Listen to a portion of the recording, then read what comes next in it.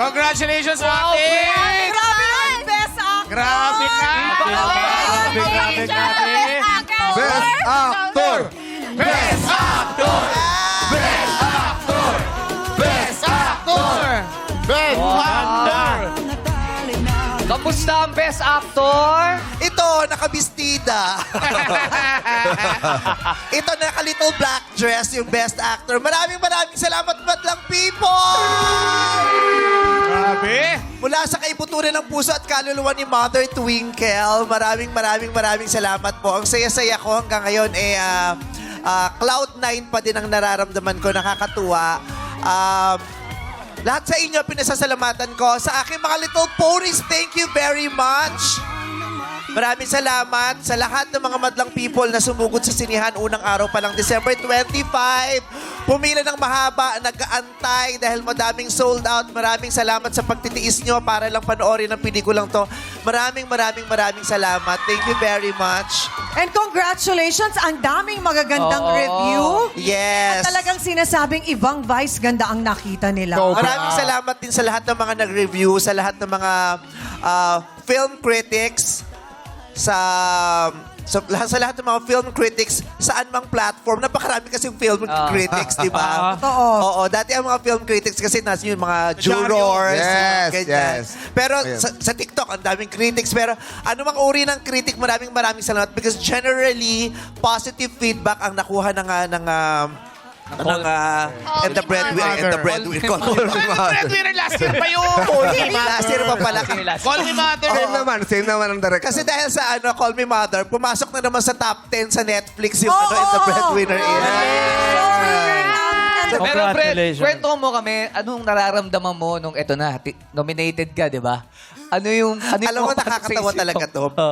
Hindi talaga ako attend ng awards. Hindi kasi ako umaattend talaga. Last year, umattend lang ako kasi 50th anniversary. So bilang pagpupugay daw. Yes. Hindi naman daw. Talagang bilang pagpupugay sa Metro Manila Film Festival. At saka bilang support ako kay Direk June Lana. At saka sa movie natin. Yes, Kasi yes. tuwan-tuwa ako sa pelikula natin. Kaya sabi ko, tara, rampa ako ng awards night. Pero after nun, first day pa lang ng shooting day, sinabi ko, Direk, hindi ako pupunta ng awards night. Hindi ako pupunta ng awards night talaga ng MMFF. Bihirang-bihira. Kasi most of the time, umaalis kami ng nanay ko. So, yun. So, hindi ako talaga pupunta hanggang December 27 kasi. Hanggang December 26, kinuusap ako ni Tita Cory. Sabi, hindi ka daw atin. Sabi ko, Tita, hindi. Kasi baka ipahinga ko yung araw na yun kasi pagod na ako. Tapos sabi ko, at saka hindi naman ako mananalo sa film fest. Sabi ko, hindi naman ako nananalo dyan sa MMFF. Sabi ni Tita Cory, you go to the awards night, you attend, not because you're expecting to win, but because you support the industry and you support the festival and you support your movie and co-actors. Ang ganda. So, nung sinabi niya sa akin, sabi ko, so, magmumukha ako masamang tao. Sabi ko, Ito na sinabi ni Tita syempre Cory, ko, oo. Opo. Syempre, pag nagsalita si Tita Cory, parang si Sister Faustina na yung kumakausap. O kaya si Mother Ignacia. Siya talaga si Mother Ignacia dito sa Quezon City.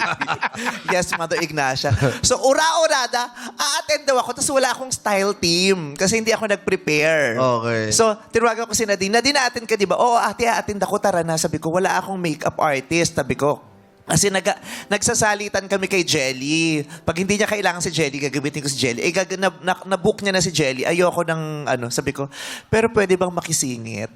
So naka-check-in si Nadine dun sa Dusit. So nakisingit lang ako para ma-makeupan ako. Buti na lang si Bern kasama ko lagi. So hindi rin kami masyado nakapag-prepare ng lumang wig ko yung suot ko. Ayun. Ganda kaya.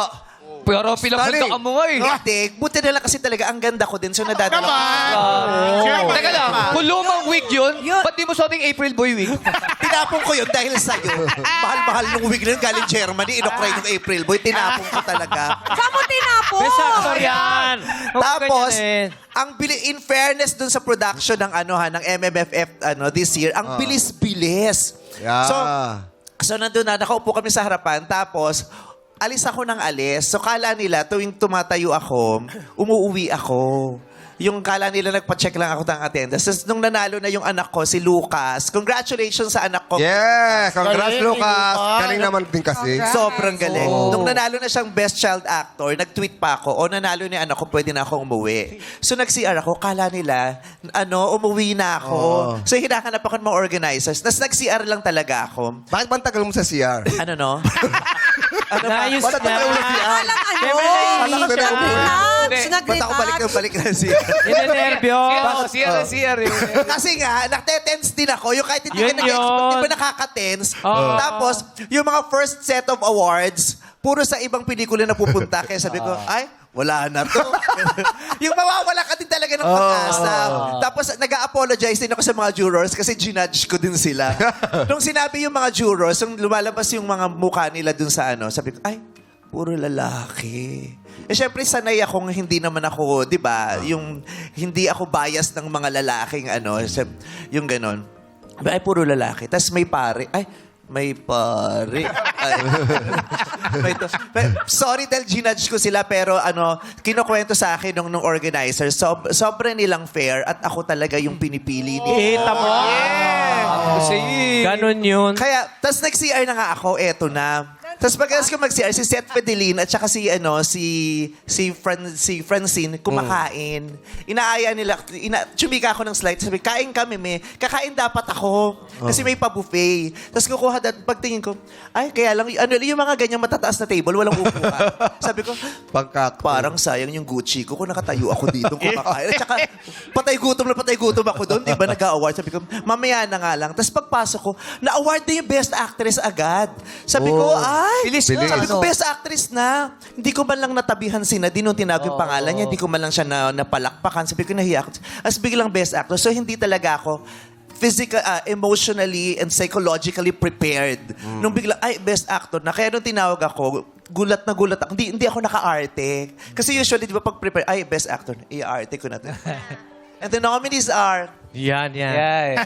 ganun. Kasi hindi ako naka-arte. So, yung ano ko, hanggang dito, nasa leeg ko na yung ano ko, yung kaba ko. At saka yung gutom. Yung gutom Yung din. gutom. Nilinaw lang. Gutom. Oo, baka pagkatapos ito, ma-awardan ako ng MTRCB.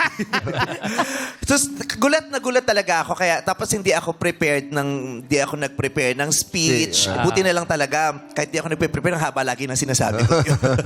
So, yun. Kaya, maraming salamat. Ang sarap ng pagkagulat. Ang sarap ng experience. Sabi ko, hindi ako sanay sa ganun. Sa edad kong to, ang dami ko pa palang hindi nararanasan na masasarap. At ang sarap-sarap nung naranasan ko nung gabing yun.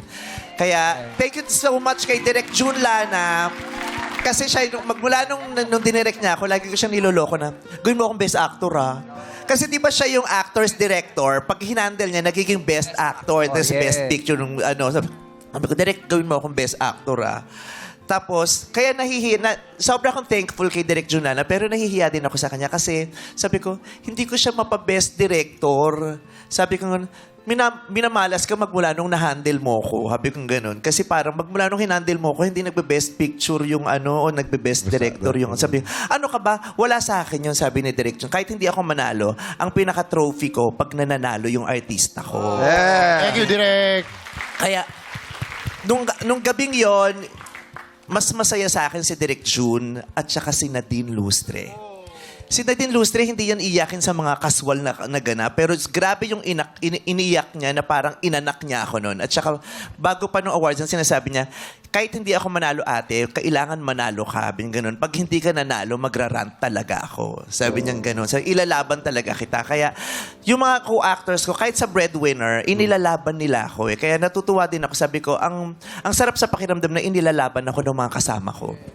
Yung gano'n, yung panalo ko, panalo din nila. Kahit sa TikTok, ang dami kong napapanood na na reaction videos na inaantay yung announcement. Tapos nung in-announce yung pangalan ko, yung nagsisisigaw sila, umiiyak sila ang sayasinan. Sabi ko, ang dami palang taong bukod sa akin, nag-aantay nitong tagumpay na to at masayang-masaya for me.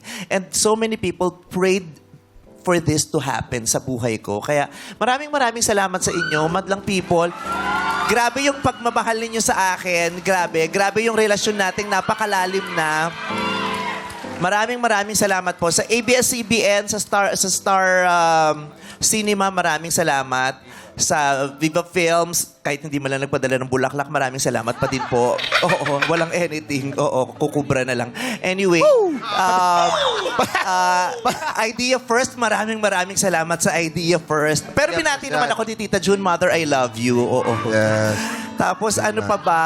Sino pa bang mga babatian ko? Star Yes. Records, at sa lahat ng mga ano ko, ng mga extended family ko, sa aking Cornerstone family, maraming salamat. Sila ang pinakamalaking bulaklak na binigay sa akin.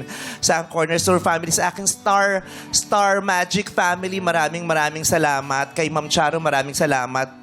Kay Miss Annette, maraming salamat. GMA, thank you very much. Kasi malaking bahagi itong pinatutuloy nila tayo sa bahay nila, pati rin sa All TV. Kasi kung di nyo kami napapanood, sa A to Z, kasi kung di nyo kami napapanood, hihina yung relasyon natin. So, ninipis yung nanonood ng pelikula ko. Sabi ko nga, kung walang Showtime, hindi malakas ang pelikula ko. Kaya malaking utang na loob ko sa Showtime. Maraming salamat. Sa Showtime family ko na sa laging taon-taon nag-iisip kung paano maipopromote ng malala yung pelikula ko. Kasi ito naman talaga yung pagpopromotan ko, itong production na to. Maraming salamat sa nanay ko, sa mga kapatid ko, kay Ayon, sa lahat ng mga co-actors ko, Metro Manila Film Festival, maraming salamat. Panginoong Diyos, maraming salamat po. Pero Amen. paulit-ulit, mukha man ako makulit, pero madlang people, maraming salamat po talaga. Sobra kayo sa akin. Maraming salamat, madlang people. MMFF. Yeah. Me Mother Film Festival. My Mother Film Festival. Thank you Yeah. very much po. Ayan yung trophy. Trophy. Okay, congratulations, boys! Ganda! Diba? Padalan ba kayong flowers sa akin? Yata sila aware. Mamaya daw. Susunod na raw, to follow.